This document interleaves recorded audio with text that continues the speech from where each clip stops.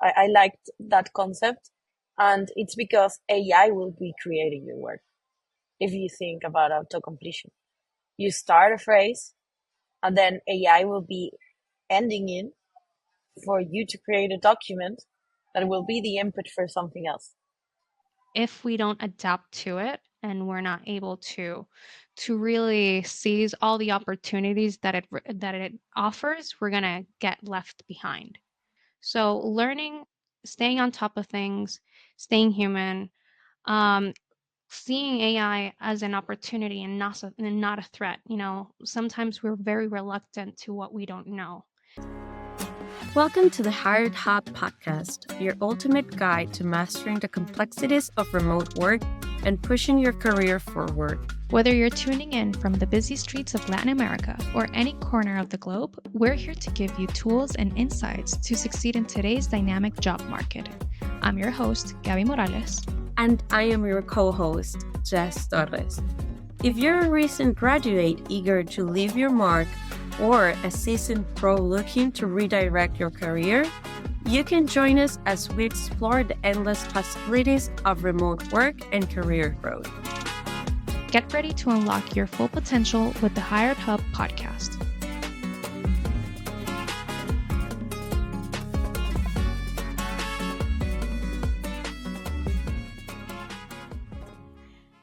Have you ever wondered what the future of work really looks like? These days, time has become one of the most valuable resources to living a successful life. But what if AI could help you work smarter and not harder? Today, we'll be exploring how AI is transforming jobs and creating new opportunities that we've never thought possible. It's not just about automating tasks or replacing people, it's about unlocking potential in ways we hadn't even imagined. From helping us work more efficiently to opening doors to entirely new careers, AI is changing the landscape of work as we know it. It's here to change the game. The real question is, how can we embrace this shift and use AI to our advantage in the workplace? To help us break down what all this means for future of work, we'll be taking today with an expert. We'll be talking today with an AI expert, Michelle Chacon. She's part of Parse, an AI powered platform that's being doing some groundbreaking work with AI applications and marketing.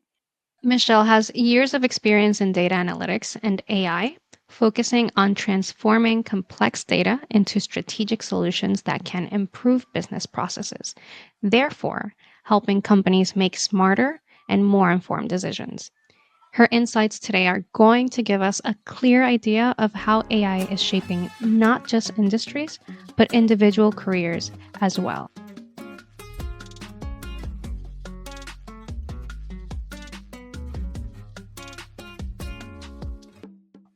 Welcome to the Hair Hub, Michelle. We're so glad to that you could join us. How are you feeling today? Hi, Jess, Gaby. It's a pleasure to be here. Thank you for the kind introduction. It's really my pleasure to be here helping you guys explore this topic, which is my passion and my life work. Thank you. Thank you. It's always a very interesting topic to touch. We've already talked about it in several occasions, but every time we get different insights. Before we get into topic, and considering that this is going to be an important part of the conversation, can you tell us a little bit about what you do and your work with Parsed? Okay, so my work with Parst, as I always said, started a very long time ago. In my both academic and professional career, I had a tendency to work with AI algorithms for the past 8 or 9 years. These AI algorithms basically solved very big problems or small Okay. problems, maybe just for a thesis or different use cases. So, regarding that aspect, I've seen different kinds of AI. I've just tested how they work. I coded them. I tried to use them in my everyday as much as I could.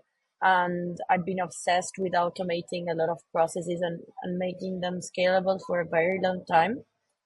And I've been a business analyst myself in pioneering these AI implementations in very big corporations like Mercado Libre or PaySha or Coca-Cola company. Every time was involved in how can we get clearer information for better decision making based on these AI business that we are building. So Parse is just, I would say, the last piece of the chain where where everything that I went learning progressively in my life is created or embedded into a product, which is the autonomous business analyst. Um, Creating an AI workforce role is crazy. Like actually, the first question I'm asked when I tell it, is it even possible? And I go, honestly, I think it is. That's why I'm doing it. And it has its technical challenges because an autonomous business analyst is not the same as an agent, is not the same as an assistant, is not the Correct. same Right. as using ChatGPT.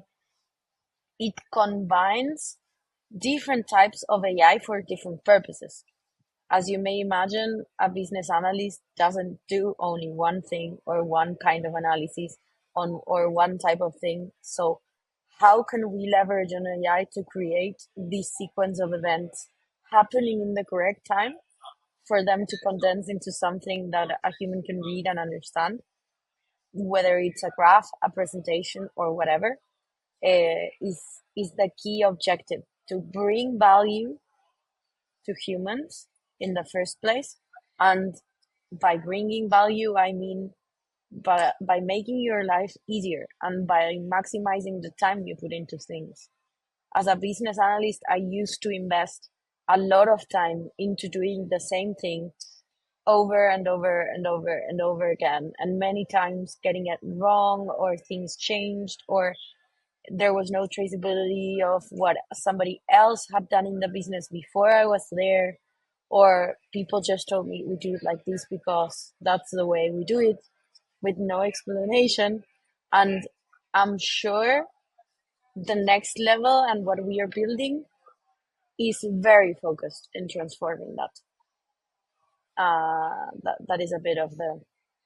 I'm just shocked because it's not common to see young people in this field. Like there's more and more every time. But now that you say that you have a lot of this experience, it's like that's amazing, and especially for women, it's like that's really empowering, you know.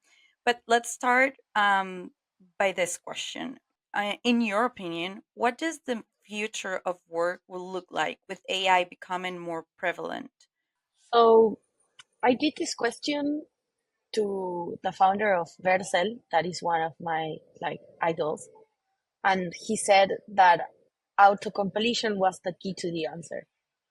Like, ChatGPT ending whatever you say, or any completion of what you do in your Slack, in your emails, in everything that you do, even when prompting, that is creating the Hmm. actual work that you're doing based maybe on some inputs that you give to it. So I liked that a lot. I liked that concept. And it's because AI will be creating your work. If you think about auto completion, you start a phrase and then AI will be ending it for you to create a document that will be the input for something else. So I think this is the first step towards a very bright future of work where AI will be able to handle. I do imagine a world where you are talking in your Slack to probably avatars that are not people, and you are interacting with them as if it was a colleague, or an analyst within your team, maybe. But there are also solutions for CFOs, CMOs, uh, very key and very strategic roles that are being built as well, like CDO, Devin. Everybody saw the demo that was all over LinkedIn. Everybody was crazy to try it. So I think we will see smaller organization in human number, but with a much higher impact. And if you see in San Francisco already today, the most influential companies in AI have maybe 20, 25 employees. Or like if you go to Databricks office, which is one of the data processing platforms that's most emblematic for the last years, they have an office that I'd say like, how the hell did they do to build all this? And there's your answer. Like the future of work will be a, a bit different to what we are used to. I feel like a lot of people are scared when they hear about AI and what it can do to work. Like a lot of people are, fatalists. They think right away it's going to steal my job. But I really love the idea that it will definitely eliminate some jobs, but it will create new ones, and it'll highlight our capability as human beings, and integrating the human part of the work, and then AI taking over over that, the routine tasks, those activities that are very constant, that are very boring, that take too much of our time, and that it will allow us to automate that part and then be able to generate a new set of skills that are more inclined towards our creative side, and also um our problem solving part, where we can really focus on everything that AI cannot handle, because a lot of people feel like it's a big thing, and it is, but AI at this point, and this is my opinion, I'm not gonna base it on anything else. I don't feel like it's something that's gonna take over the world right this second, but it's very well in that route, in the sense that if we don't adapt to it and we're not able to really seize all the opportunities that it offers, we're going to get left behind. Like if we're not able to, acquire that new set of skills in the job field, if we're not able to adapt our work experience to, using automations, to using AI, to leveraging it and making our work easier, working smarter, not harder, we're going to get left behind. So I feel like that's part of the future also for AI, in the sense that it's it's non-negotiable. It's inevitable, the fact that we're seeing all the benefits that AI has, in the sense that you can work with less people and you can still work better. You can have smaller groups, which is a big problem with businesses, which is, handling the human aspect of it. And then you can still do beautiful things.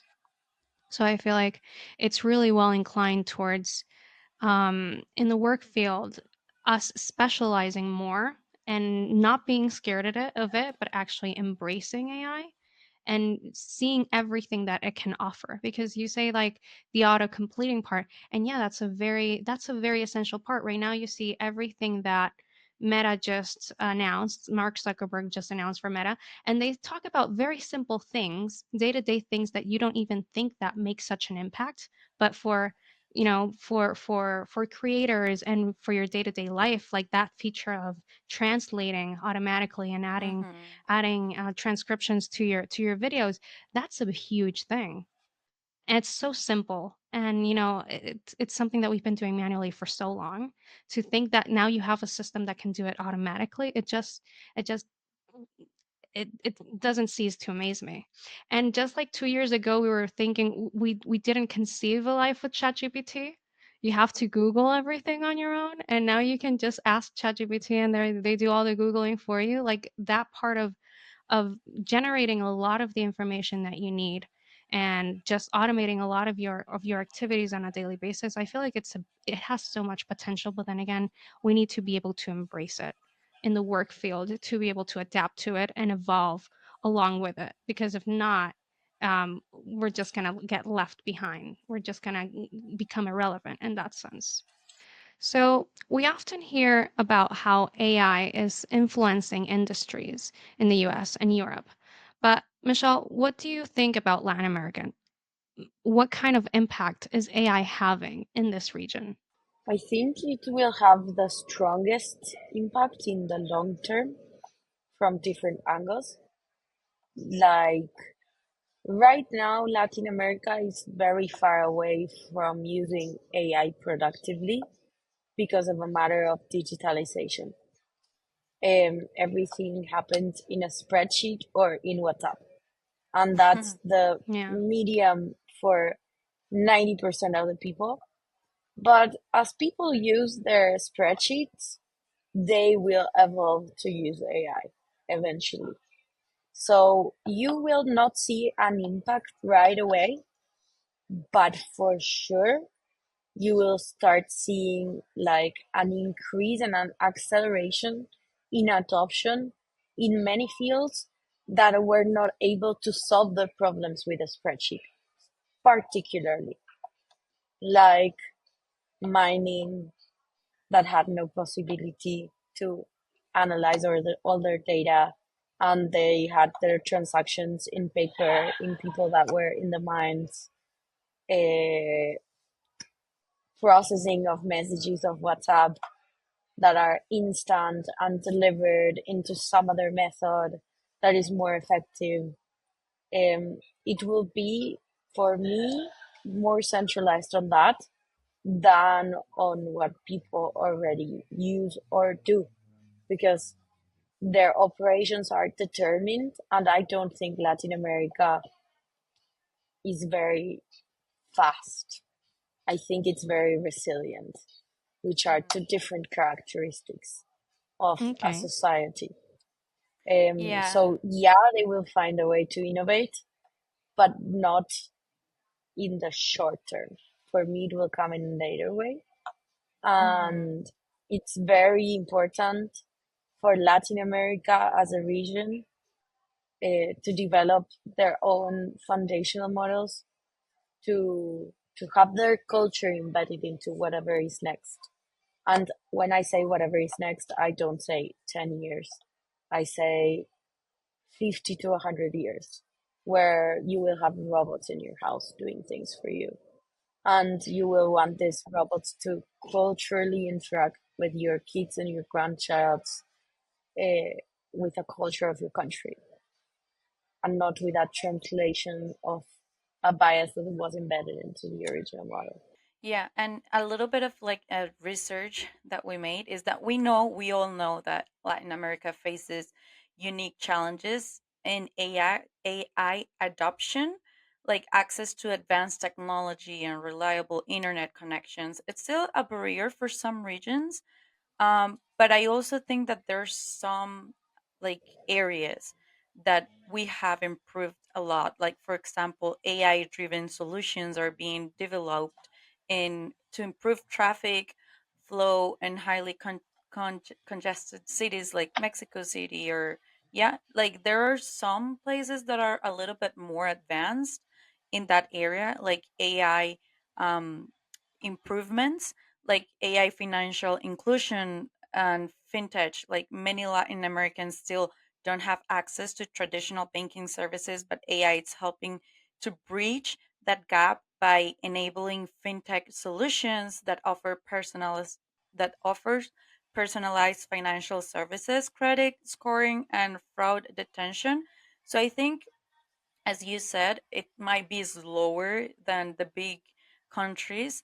I think it's still AI. It's playing like an important role in Americans' booming fintech sector, and it's helping to drive financial conclusions for other regions.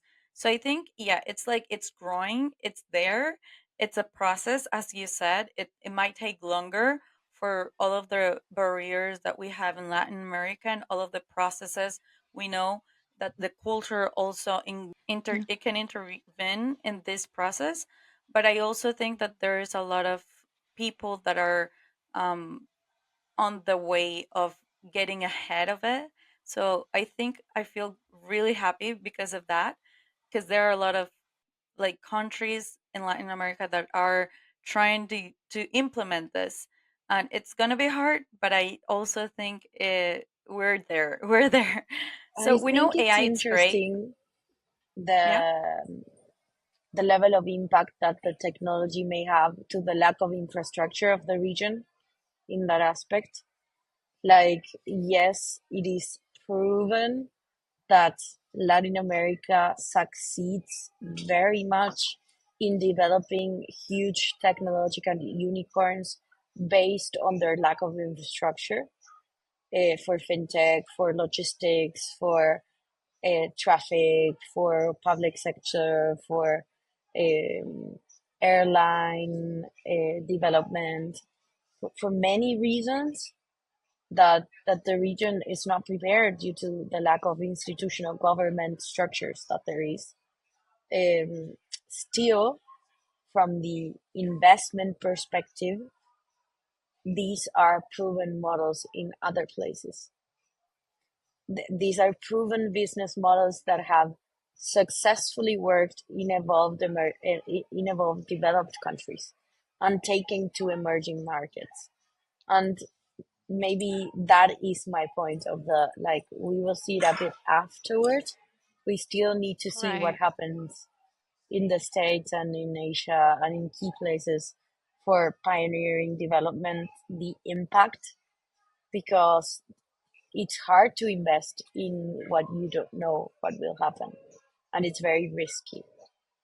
So it's maybe from that I think there's also an opportunity, since Latin America has all this lack of infrastructure, to start a new era where they become pioneers of this. And this will give the region a competitive advantage to go from emerging to developed. But only if you see that you can be the developed. Yeah, that's right. And talking about what you were saying about staying relevant in an AI era, AI, we know it's great, and throughout this conversation, we've learned how useful it is. But some people are worried about their jobs and being replaced by AI. So, Michelle, how can we as individuals stay relevant despite the inevitable rise of AI?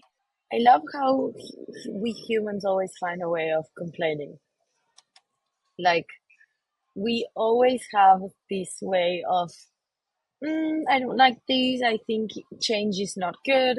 I think it's gonna be, I'm gonna get replaced. And when I have a lot of my commercial meetings and I ask them, how would you like this to be? I'd leave it how it is. I don't want it to change. That's the answer. So there is a big fear of replacement because people see that it, they will be replaced. Hmm. But if you look at the disruption waves in history, from the Industrial Revolution to something more simple or another time in history when things went evolving, a couple of years ago, people said that they wouldn't use software to manage their lives, Yeah. or that they wouldn't stop using paper to write their memos in their meetings. So basically, there is a key point here, and is, as humans evolve, they find new ways to invest their time in. And you come from a very centrical and vertical distribution of how resources were implemented into society in the 20th century. So these big corporations that centralize people, that centralize power, and we've seen it like the queues, these clouds, these huge corporations that dominated the Hmm. world, for Meta, for the impact that social media had on society, how our lives changed. I think if my grandfather was alive, he would be horrorized about us and how we use social media in a way. But I think having this amount of time available gives you time for things that humans are not aware that they have to do. You're going from the structure that was sacrificed into the structure that is being able to receive and not sacrificing. And that requires you to meditate, that Mm-hmm. requires you to take care of your body, that requires you to cook, Mm-hmm. to Healthy. do certain things to align your body and your mind and your soul and access a different level of consciousness. And if you're sacrificing in the material world, as AI will do for you, there's no possible way for you to keep your level and your standard of living and yet access the next level. So it's very interesting how, like, even with developments of the Neuralink, for instance, you will be able to access your unconscious mind. You will be able to trace your memory, which is one of the biggest biases that a human has. Like, you forget 97% of the things to say. And you're probably wrong about everything and the order that it happened. Yeah. And we still judge other people for what you remember, for what they did, for Mm. so I think it's a much deeper shift than we can assess, and that most people are too close to the really deeper work that they have to do, and being replaced by AI is only the surface of the matter, not the deepest part of the matter. I like how you mention it because as you said a keyword there, which is shifting. Nothing is ending with AI, but things are shifting, things are changing, and just like with different eras of human history, we need to be able to adapt with it. So, and I do believe I want to go back to like the caveat of this question because again, as professionals and our audience who hear us, a lot of them are candidates. They're people that are looking for jobs, that are looking to stay relevant in the fields of work that they have. They're looking for work in technology, in marketing, and a lot of fields that are right now leveraging and really taking a lot of advantage from AI right now that it's in its beginnings still. So, but I love how you say that, we need to leverage AI, but at the same time, remember to stay very human, remember to take care of ourselves. Remember our human aspects because that's our biggest asset at the end of the day. I feel like people that focus on human centric skills, like if you can still harness or really nourish that part of um, preparing for roles in leadership and relationship building and innovation and creative solution thinking, that's something that you can't right now give to AI because at this point we're still not 50 100 years in advance where we're really interacting with like you mentioned, Michelle, with somebody, well, with someone, with an entity and an artificial entity in our households that's carrying out many things that we do on the same kind of way that we do it, but we're still far away from it. And I feel like the best way that we can provide value in our professional fields, it's like you say, staying human, really focusing on those skills that are we can't transfer right now to AI, really being willing to learn. Because like you say, and like we see in these historic moments, like the industrial revolution, people that knew how to work machines and that knew how to manage these new technology, those are the people that really were able to stay relevant and could even innovate and do many more things that now that changed life as we knew it back then. So learning, staying on top of things, staying human, um, seeing AI as an opportunity and not a threat. Sometimes we're very reluctant to what we don't know. And that frustration that we feel when we don't understand something is this first blocker that we have to actually be able to embrace it and get ahead of or get an advantage in a certain field. So a lot of times when I see people struggling with technology, the best thing, and I know that it's sometimes like a vague kind of suggestion, like the best thing that I can take it that I can tell him is just embrace it. Just embrace it. Just look at all the opportunities that it gives you. Because if not, if you're dwelling on something that at the end you're not going to be able to change, which is the fact that AI is taking over a lot of activities, you're just one person, you're not going to change that on your own.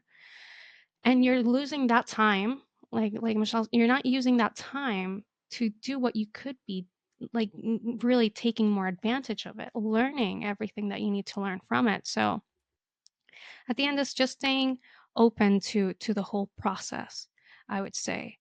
And then I would close off maybe by by being able to adapt to different job roles, because something that's happening, and I feel like it's not only centered on AI, it really happens nowadays with young people.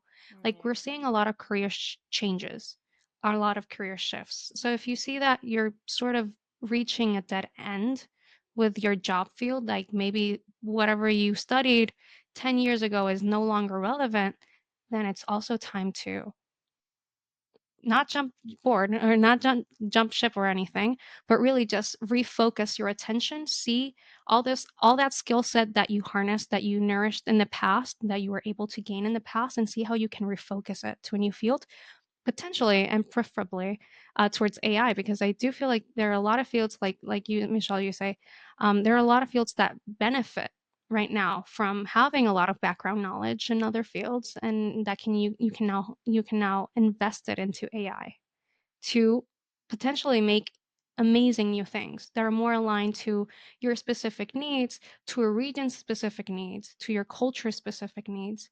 And I feel like that is even it's a more interesting way, and maybe a more sustainable way to stay relevant, to still be able to provide value in that sense. You know, I agree with you, and most of the people that usually have this fear of replacement, etc., in many ways have not used it, or have not tried the full extent, or do not understand something about it, or and the moment they try it, they drastically shift their perspective from this. I Absolutely. think won't do it, won't be compliant, to oh my god, it helped me do this in 5 seconds, and Hmm. it's Yeah, this magical wow effect. So trying is a whole part of the experience, being Okay. open to doing so. absolutely. Mm. Absolutely. Thank you. On the other hand, AI is creating new opportunities. So, like, just like what we mentioned, what are some careers, Michelle, that you think can benefit from now using AI? Like you mentioned, like before we didn't even conceive doing things automated on an automated way, searching or finding something quickly or doing something quickly. What are those careers nowadays that you're seeing that are are really benefiting from AI? So my favorite is entrepreneurship because it's never been cheaper to create an MVP. It's never been cheaper to create and ship a product and test it, see if it has any traction and any real customers and can pay for it. And I like to think like influencers, content creators, communicators in life. All these jobs can easily be created by AI in just a couple of minutes, 2 hours that you work in your computer, and you can live out of that. It's everybody talks about it on social media. People that are already doing this. So it's about like picking your interest for me and saying like I want to do this and I will invest a certain amount of time into this and I will start creating because creativity is the next king. Like execution will be done by AI. So as long as you have some kind of discipline and consistency, you will start seeing a lot of tiny businesses that are created around these bigger businesses that are like big stars and small stars. And entrepreneurs will be able to give their services to the star, but with a kind of independence that will give freedom to humans to use of their time as they want, and not necessarily be a part of these like really big corporations. So I see corporate on the verge of needing to readjust like their structures. There's no perk in the world that will make me have my 9 to 5. Unfortunately, we see every time more people that go into doing their own thing, their side hustle. How can I start it? How can I do it? Like I want to be my owner. Um, and then anything that lacks of infrastructure, as we mentioned before, Okay. it's it's it's really unpredictable. Like, what are the places where it will impact the most? If I'd had to give an advice to myself, be as interdisciplinary as you can, learn as Okay. many things as you can. Being a specialist is way long over. You can learn whatever you want in, in your own ways, in your own terms. You have tons of information available for you to do whatever you want. I don't even think like college should be structured the way it is uh, anymore. And if I'd had to It's a choose big a conversation. career path Yeah. again, if I had to Mhm. choose a career path again, I don't think I'd bet on this one. Like, regarding like AI already existing now, Mhm. and like the boom it has does, AI has the Orion glasses that everybody saw this week or last week are a creation of the last 10 years of Mark Zuckerberg's most expensive investment in his company. It's not something that was built overnight. AI is not, if AI has 60, 80 years probably being developed. It's just that everybody is aware now. So that is very interesting to me. Like, how is it that it runs so deeply and so thoroughly in so many fields, and that it didn't pique the interest of many people? And like, yeah, business analyst, Mhm. replaced, CFO, Mhm. anything that requires a lot of study, the machine will do it better than you. Like, the models will get exponentially better. You're Mhm. seeing uh, Motorola with Yeah. With Yeah. the case with With the so flip phone. flip Yeah. phone. There you go. you ask me where it will have the impact. I think it's in the transformational matter of the core of everything, but it will Yeah. have an impact everywhere. Yeah. It's Also, I unpreceding. think Like, yeah, it's amazing how far AI could go. But like to recap a little bit of like career wise talking about, I think a lot of AI machine learning engineers or cybersecurity experts are going to start rising up because of AI trainers, and data labelers. I think those are careers that are going to start sounding a little bit more and more. Also, I think in the healthcare part, like healthcare professionals that are AI orientated or in haste, like doctors, radiologists, that are going to start implementing all of the AI. Also for us, I love digital marketing and SEO specialists are going to start working a lot more and more and more with AI. Yeah. Software developers that are going to be AI focused, AI enhanced creative roles, also project managers with AI driven projects, AI also in finance, fintech, as we were talking with like professionals, human resources with AI assisted, like what we were talking about, like people also having interviews and using AI. It's amazing. And I think this brings another part, which are going to be the legal professionals that are going to start working, like how AI could be or stop being ethical at some point. So it's going to be really interesting. And I would love to watch that as time goes and goes and goes. And I know how the world can start, I don't know, it's just going to be interesting for me to see what's going to happen. But yeah, well, Yeah. guys, I know it's the time, it's coming to, we're gonna finish already. And today we had a great conversation.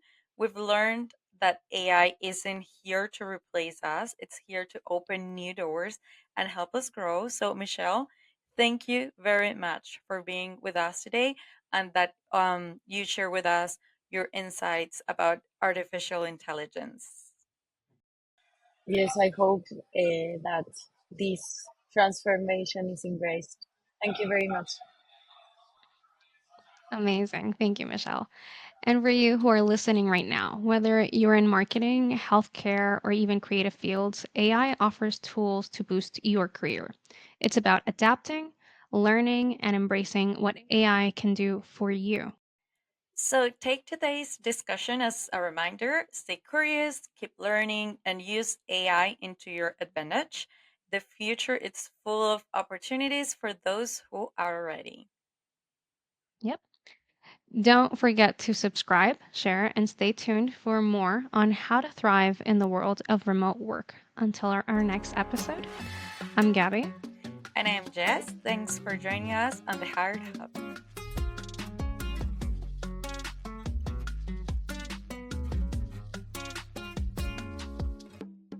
That wraps another episode of the Hired Hub podcast. We hope you found today's discussion empowering and insightful. Remember, success in the world of remote work is within your reach, and we're here to support you every step of the way.